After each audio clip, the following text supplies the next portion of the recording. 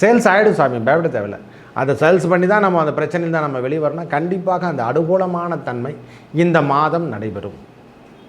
ஏனென்றால் 2ஆம் அதிபதி என்று சொல்லக்கூடிய செவ்வாய் பகவான், அதாவது அதே ராசிநாத செவ்வாய் பகவான் வீட்டில் தான் 9ஆம் இடம் என்று சொல்லக்கூடிய இடத்துல தான் சூரிய பகவான் அமர்வதால் அந்த ராசி கட்டத்துக்கான அமைப்பு இந்த மாத கிரகங்கள் என்று சொன்னால் அது மிகை என்று சொன்னால் அது சூரியன் அமரக்கூடிய இடம் எதுவோ அதுதான் வலிமை பெறும் என்று தான் கொடுத்துருக்காங்க. ஒரு 18 தேதிக்கு அப்புறம் நிரந்தர வருமானம், பிள்ளைகளால் ஏற்பட்டு வந்த செலவினங்கள், அவங்க குழந்தைங்களுக்கு ஹாஸ்பிட்டலிட்டு போகிறது, போக்குவரத்துலாம், அவங்களுக்கு திருமணம் சார்ந்த விஷயத்தில் இது வரைக்கும் கவனிக்காமல் இருந்தால் இந்த உறவுகள் நம்மளுக்கு திரும்பி அவங்களுக்கு திரும்பி திருமண பந்தங்களை ஏற்படுத்தி தரணும். நம்ம குழந்தைங்களுக்கு எதனா திருமண சார்ந்த விஷயங்களுக்கு மாற்றணும், கல்வி சார்ந்த விஷயத்தில் நிலைமை மாற்றணும். இந்த மாதம் அனுகூலம் தரும் என்றால் அனுகூலம் தரக்கூடிய மாதமாக இந்த மாதம் இருக்கும். விவசாயம் சார்ந்த விஷயமாகட்டும், இது வரைக்கும் கல்வி நிறுவனத்தை நடத்திட்டு இருக்கவங்களாகட்டும், காவல்துறையில் ஒர்க் பண்ணுறவங்களுக்கெல்லாம் இவங்களுக்கு ஒரு ரிலீஃப் என்று கூட சொல்லு. விக்னேஸ்வராய நமக, வெற்றிவேல் முருகனுக்கு அரகரோகர, அரகர நம பார்வதி பதையே, அரகர மகாதேவாம். தென்னாடுடைய சிவனையை போற்றி, எந்நாட்டவர்க்கும் இறைவா போற்றி போற்றி. உங்கள் அபிமான அனந்தலை வாழ் ஜோதிடர் வேலாயுதத்தின் நன்றி கலந்த வணக்கத்தை தெரிவித்து கொண்டு இந்த பதிவினை காண இருப்பது என்னென்னா, தமிழ் மாத ராசிபலின் வரிசையில் நாம் காண இருப்பது கார்த்திகை மாத பலாபலங்களை பார்ப்போம் வாருங்கள். மேஷம் முதல் மீனம் வரைக்கும். ஏன் இதை நான் விரிவாக்கமாக சொல்கிறேன், இதுக்கு முன்ன மாதத்தில் இருந்தவர் அந்த துலா ராசியில் சூரிய பகவான் வீட்டிலிருந்து நீச்சகதி பெற்றிருந்தார். அந்த நீச்சகதியிலிருந்து விடுபட்டு நேரடியாக குருவோட பார்வை வாங்கக்கூடிய நாட்களாகவும், அதாவது எப்படி சொல்கிறதுனா, இது சுபம் என்று சொல்லக்கூடிய ஆண்டாகவோ அந்த மாதம் என்று சொல்கிறோமில்ல, அந்த மாதம் போல் இருக்க போதையா. ஒரு மனுஷனுக்கு ஆரம்பமே நல்லா இருக்குதுன்னா இந்த மாதத்து தொடக்கமே நன்றாக இருக்குதுன்னு அர்த்தம். இது எல்லாருக்கும் பொருந்தும். அவர் தான் இல்லை, அந்த ராசி தான் இல்லை, எல்லா ராசிக்கும் பொருந்தும். ஏன்னா ஆதவன் தான் முக்கியம். அந்த ஆதவன் மறைவாக இருந்தாலே தொந்தரவான விஷயங்கள் தான், நிறைய நன்மைகள் நடைபெறாமல் போயிருக்கும். பண விஷயமாகட்டும், ஷேர் மார்க்கெட்டும், எல்லாமே அந்த ஒரு ஆப்போசிட் கொலபரேஷன் தான் வந்து குத்துருக்கும். இந்த காலம் மாறுவதை ஒவ்வொரு ராசிக்கும் எவ்வாறு இருப்பது என்று விரிவாக பார்க்கலாம் வாருங்கள். மீனராசிக்கு இந்த கார்த்திகை மாதம் என்னென்ன நடக்கும்? நல்லதே நடக்குமா? நல்லது தாங்க நடக்க போதுங்க. துன்பத்திலேருந்து இங்கே அனுபவிச்சதெல்லாம் போதும். இடம் பெயர்ச்சி என்று சொல்லக்கூடிய அமைப்பு யாருக்கிட்டனா முதல்ல மீனராசிக்கு தான். ஏன்னா 7ஆம் அதிபதி இது வரைக்கும் 8ஆம் இடத்துல இருந்தார். அந்த 7ஆம் அதிபதி 8ஆம் இடத்தை விட்டு விலகி இப்பொழுது 9ஆம் இடம் என்று சொல்லக்கூடிய அமைப்பை பெறுகிறார். நம்ம ராசிநாதனும் ஏற்கனவே 3ஆம் இடத்துல இருந்து நம்மளுக்கு வக்கரகதி காலத்தில் இருப்பதால் கம்யூனிகேஷன் இது வரைக்கும் இல்லாமல் இருந்திருந்தால் கம்யூனிகேஷன்கள் பெறக்கூடிய மாதம் என்று சொன்னால் அது முதல் மிகையாகாது. வேலை சார்ந்த விஷயத்தில் இருந்து வந்த பிரச்சனை, கணவன் மனைவிக்குள் இருந்து வந்த பிரச்சனை எல்லாம் இப்பொழுது ஸ்மூத்னஸாக மாறப்படும். ராசிநாதனும் 7ஆம் அதிபதி என்று சொல்லக்கூடிய புதன் பகவானும் நேருக்கு நேரடியாக பார்வை பரிவர்த்தனை யோகம் பெறுவதால் ஓரளவுக்கு நம்ம கணவன் மனைவிக்குள் இருந்து வந்த கருத்து வேறுபாடுகளாகட்டும், வேலை சார்ந்த விஷயங்கள், 7 என்பது வெற்றி உபஜய ஸ்தானம் அல்லவோ. அதில் ராகு பகவான் ஏற்கனவே இருந்துகிட்ருக்கார். அது வேறு தொந்தரவு வேறு. செயலாக்கங்கள்லாம் உடம்பு மட்டும்தான் இங்கே இருக்கும், பாடி மனசு மொத்தம் வெளியே அடுவே அலைப்பாயும். இதில் போட்டுடலாமா, அதில் போட்டுடலாமா, எதில் போட முடியாது. அந்த மாதிரி எண்ணத்தை எல்லாம் இனிமேல் உருவாகாது.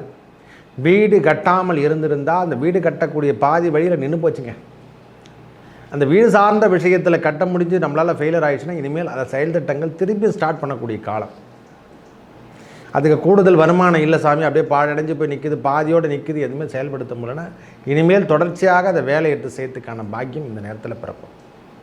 ஏன்னா நம்ம 4ஆம் அதிபதி அல்லவா அவர், குருவோட பார்வை வாங்கத்தில் வண்டி வாகனம் சேர்க்கை என்று சொல்லக்கூடிய அமைப்பு, அந்த இருந்து வந்த கம்யூனிகேஷன் ஆகட்டும், கல்வி சார்ந்த விஷயங்கள் ஆகட்டும், வண்டி சார்ந்த விஷயமாகட்டும், கல்வியாகட்டும், உயர்நிலை கல்விகளோடாகட்டும், தொழிலாகட்டும், வீட்டில் எதனா பிரச்சனைக்கு சாமி ரொம்ப நாளாக பிரச்சனை இருக்குது, அது பிரச்சனை வெளிவரணும், அதை ரிப்பேர் ஒர்க்கு பண்ணாமல் இருக்குதுன்னா அந்த ரிப்பேர் ஒர்க்கு இந்த நேரத்தில் பண்ண போகிறோம். அதுலேருந்து சரி பண்ணக்கூடிய காலம்தான். ஏன்னா இந்த நேரத்தில் குருவோட பார்வையும் அவங்க வாங்கும் போது அந்த செயல் திட்டங்கள் சரியில்லாமல், ஏன்னா உச்சகதி இருக்கும் போதெல்லாம் தொந்தரவு அதிகம். 7ஆம் இடம் என்று சொல்லக்கூடிய புதன் பகவானுடைய அமைப்பு உச்சகதி பெற்றிருந்தால் அந்த உச்சகதி என்பது ரொம்ப கடுமையான தாக்கத்தை கொடுக்கும். உச்சம் என்பது ஒரு படி குறைவு என்று தான் சொல்லுவேன் நான். உச்சகதியே பரவாயில்லை, மனிதனை வாடையாவது வைக்கும், இது சாகடிச்சிடும்.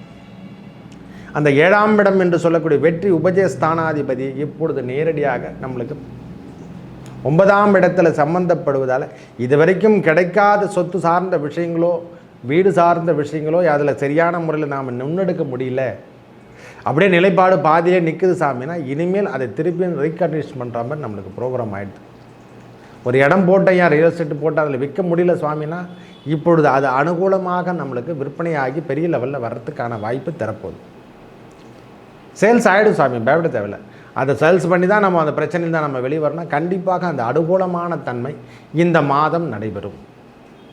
ஏனென்றால் 2ஆம் அதிபதி என்று சொல்லக்கூடிய செவ்வாய் பகவான், அதாவது அதே ராசிநாத செவ்வாய் பகவான் வீட்டில் தான் 9ஆம் இடம் என்று சொல்லக்கூடிய இடத்துல தான் சூரிய பகவான் அமர்வதால் அந்த ராசி கட்டத்துக்கான அமைப்பு இந்த மாத கிரகங்கள் என்று சொன்னால் அது மிகை என்று சொன்னால் அது சூரியன் அமரக்கூடிய இடம் எதுவோ அதுதான் வலிமை பெறும் என்று தான் கொடுத்துருக்காங்க.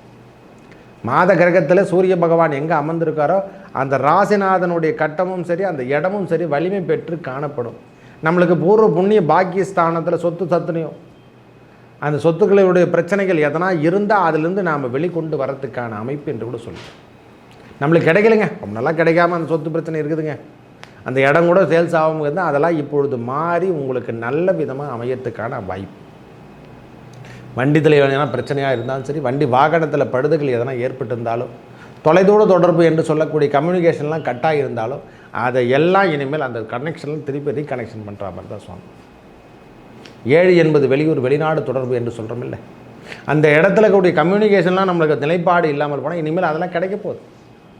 குருவோட பார்வை நேரடியாக வாங்கி 2 பேரும் பார்வை பரிவர்த்தனை, புதனும் வாங்குறாரு, குரு பகவானும் வாங்குறாங்க, 2 பேரும் பார்வை பரிவர்த்தனை யோகம் செய்யறதால இது வரைக்கும் தகவல் தொடர்பு இல்லாமல் இருந்தால் அந்த தகவல் தொடர்பு திருப்பி சரியான லிங்கில் நம்மளுக்கு கொடுக்க போகுது.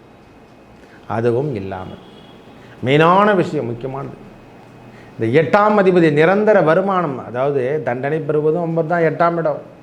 ஒரு மனுஷனுக்கு அது கொடுக்குறதும் தான் 3ஆம் அதிபதி எல்லாம், அதை தான் சொல்கிறேன் நான். அந்த 10ஆம் இடத்தில் அமர்ந்திருப்பார் அவர், தனுசில் அமர்ந்திருந்த சுக்கிர பகவான் தொடர்ச்சியாக உங்களுக்கு அந்த விஷயங்கள் அனைத்தையும் நிலைமை மாற்றிடுவார். தொழிலை நேரடியாக பார்க்குறாரு. ஒரு 18 தேதிக்கு அப்புறம் லக்ஷ்மி கடாட்சத்தை கொடுக்குறாரியா, போங்கய்யா.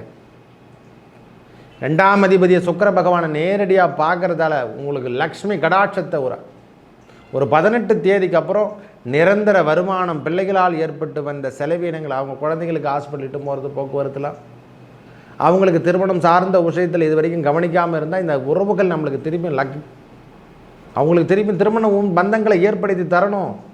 நம்ம குழந்தைங்களுக்கு எதனா திருமணம் சார்ந்த விஷயங்களுக்கு மாற்றணும், கல்வி சார்ந்த விஷயத்தில் நிலைமை மாற்றணும் அப்படின்னு நினைக்கிற அந்த செலவீனங்கள் இது வரைக்கும் வரலைங்க.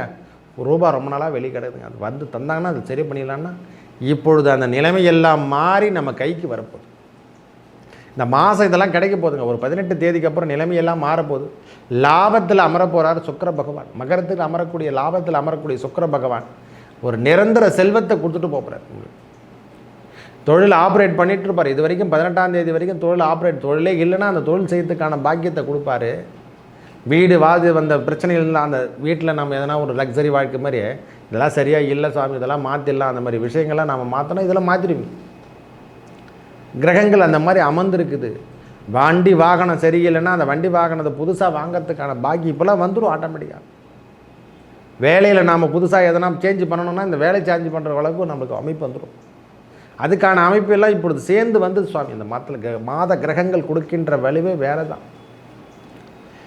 அதாவது இது வரைக்கும் தொழில் சார்ந்த விஷயத்தில் இருந்து வந்த பிரச்சனை, கல்வி சார்ந்த விஷயத்தில் இருந்து வந்த பிரச்சனை, குடும்பத்தில் கணவன் மனைவிக்குள் ஏற்பட்டு வந்த பிரச்சனைகளாகட்டும். ஏன்னா ராகு பகவானும் கேது பகவானும் அமர்ந்திருந்தாலே கணவன் மனைவிக்கு முதல்ல பார்ட்னர்ஷிப் கட் ஆகும். அந்த பிரச்சனையெல்லாம் அந்த ராசிநாதன் என்று சொல்லக்கூடிய அமைப்பில் எல்லாரும் குருபவனு பார்வையில் அமைப்பதும், ராசிக்கு 6ஆம் அதிபதி என்று சொல்லக்கூடிய பகை அவங்களாம் பகையெல்லாம் மாறி குருவோட பார்வையில் வாங்கறதாலும் சூரிய பகவான் நிரந்தரமான ஒரு தைரியம், தன்னம்பிக்கை வருதுறான்னா இந்த கார்த்திகை மாதத்தில் அவங்களுக்கு வந்துடும். மீனராசிக்காரங்களுக்கெல்லாம் கார்த்திகை மாதம் முழுவதும் ஒரு வெற்றி தரக்கூடிய மாதம் என்று கூட சொல்லுவேன். 9ஆம் இடம் என்று சொல்லக்கூடிய தந்தை ஸ்தானத்தில் சூரிய பகவான் நின்றாவே அது ஒரு பெரிய ஆளுமைத்தன்மை. தந்தைக்கு இது வரைக்கும் பின்னாடி இருந்த வச்சிருந்த பிரச்சனைகள்லாம் எதனா ஏற்பட்டிருந்தால் அந்த தொந்தரவுலாம் விலக போகுது. இந்த மாதம் அனுகூலம் தரும் என்றால் அனுகூலம் தரக்கூடிய மாதமாக இந்த மாதம் இருக்கும். விவசாயம் சார்ந்த விஷயமாகட்டும், இது வரைக்கும் கல்வி நிறுவனத்தை நடத்திட்டு இருக்கவங்களாகட்டும், காவல்துறையில் ஒர்க் பண்ணுறவங்களுக்கெல்லாம் இவங்களுக்கு ஒரு ரிலீஃப் என்று கூட சொல்லு. காவல் சம்மந்தப்பட்டு பாதுகாப்பு துறையில் ஒர்க் பண்ணுறவங்களுக்கு அனைவருக்கும். ஏன்னா மீனத்தை பொறுத்த வரைக்கும் 2 என்பது பாதுகாப்பு படை. அது செவ்வாய் இருந்தாலே அந்த வீரியத்தன்மை அவங்களுக்கு அதுதான் கொடுக்கும். ஒன்று செக்யூரிட்டியாக இருப்பார், இல்லைன்னா பாதுகாப்பு என்று சொல்ல எல்லையில் இருப்பாங்க, முப்படையில் இருப்பாங்க, இல்லைன்னா காவல்துறை என்று சொல்லக்கூடிய அமைப்பில் இருப்பாங்க. இயற்கையாகவே அவங்களுக்கு வரும். அந்த அமைப்பை பெற்ற அனைவருக்கும் இது ஒரு நல்ல ஒரு மாதம் என்றே சொல்லுவோம். ஐயா நல்லா இருக்கு போதையா விடுங்க. இந்த மாதம் ஓரளவுக்கு, அதாவது தொடர்ச்சியாக ஒரு 18 தேதி வரைக்கும் செலவினங்கள் இருந்தாலும் அதுக்கப்புறம் நன்மை தரக்கூடிய இடத்துல கிரகங்கள் அமர்வதால் உங்களுக்கு கூடுதல் அனுகூலம். சொத்து பிரச்சனை, நோய் நொடியாகட்டும் எல்லாமே தீர்ந்து வெளிவர போகிறீங்க. நாம் பிடித்திருந்த பீடை என்று சொல்லக்கூடியதெல்லாம் இப்பொழுது விலகப்போகுது. இந்த நேரத்தில் விலகக்கூடிய காலம் வந்து கொண்டிருக்கிறதையா. அந்த 9ஆம் இடம் என்று சொல்லக்கூடிய பூர்வ புண்ணிய பாக்கிய ஸ்தானத்தில் அந்த பிரச்சனை தரக்கூடிய இடத்துலேருந்து கிரகங்கள் வெளியே வந்துட்டாவே போதுமானதே. அந்த ஃப்ரீனஸ்லேருந்து நீங்கள் வெளியே வந்து திடீர் அதிர்ஷ்டத்தை பெறக்கூடிய மாதம் என்று சொன்னால் அது மிகையாகாது. நல்ல ஒரு டைமிங் சுவாமி. வேலையில் முன்னிருந்து வந்த பிரச்சனைகள் அனைத்தும் விலகும். வேலை ஆட்கள் நம்மளுக்கு ஃபேவராக வேலை செய்வோம். ஒரு கம்பெனி நடத்துகிறேன், ஒரு ஃபேவராக நம்மளுக்கு கம்பெனி வரலன்னா இந்த நேரத்தில் ஆட்கள்லாம் நம்ம திருப்பி வந்து ஜாயின் பண்ணுற மாதிரி தெரியும். ப்ரோக்ராம் எழுதி போட்டிருக்கேன், நான் நியூஸில் கொடுத்துருக்கேன், ப்ரெஸ்ஸில் கொடுத்துருக்கேன், ஐயா எதுவுமே வரலன்னா இனிமேல் திருப்பி ஆப்ரேட்டிங் பண்ணக்கூடிய அளவுக்கு ஆச்சு. ஏன்னா எல்லாமே முடங்கி போச்சு. அந்த முடக்கமான மாதத்துலேருந்து நீங்கள் ஒவ்வொரு மாதத்துலேருந்து நீங்கள் வெளிவருவதை கண்கூடாக பார்க்கலாம். இந்த மாதம் கார்த்திகை மாதம் விடைபெற்று வெளியே திருப்பி நாம் ரீகண்ண ஓப்பனிங்னு சொல்லுமல்ல, ஒரு மனுஷன் ஓப்பன் பண்ணுறேயா, திருப்பி நான் ரிகர்சல் வர கலைத்துறையில் ஒர்க் பண்ணுறேன், அனைவருக்கும் இது ஒரு கூடுதல் அமைப்பை பெறப்போகுது.